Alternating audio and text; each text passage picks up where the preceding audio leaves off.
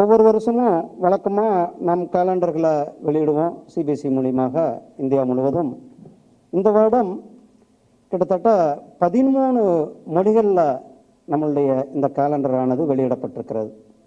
நேற்றைக்கு Hindi and English டெல்லியில் இந்த தொடக்க விழா நேற்றைக்கு நடைபெற்றது. இன்றைக்கு தமிழ், குறிப்பாக நான் தமிழ்நாட்டில் இன்றைக்கி தமிழில் நம்ம ரிலீஸ் பண்ணணுன்றது நம்மளுடைய எல்லாருடைய விருப்பமும். அதனால் இன்றைக்கி தமிழ்நாட்டில் தமிழ் மொழி கேலண்டரை நாம் கொடுத்துருக்கோம். இந்த கேலண்டர் நமக்கு எதை காட்டுகிறது? இந்த கேலண்டருடைய 12 பக்கங்களும் நம்மளுடைய நாடு, நம்மளுடைய நாட்டினுடைய வளர்ச்சி, நம்மளுடைய நாம் எதை நோக்கி சென்று கொண்டிருக்கின்றோம் அதற்கான ஒரு திசை காட்டியாக இந்த கேலண்டர் இருக்கிறது.